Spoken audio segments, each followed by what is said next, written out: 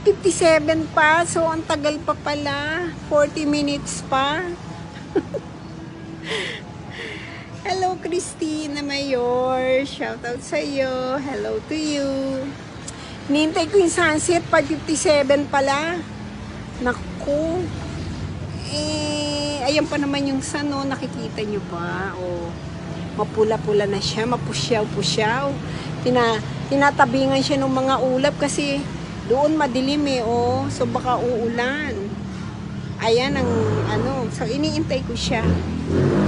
Hintayin natin bumaba, kaya lang 5:57, ang tagal naman. 40 minutes pa ako dito, parang hindi ko yata kakayanin dahil magluluto pa ako.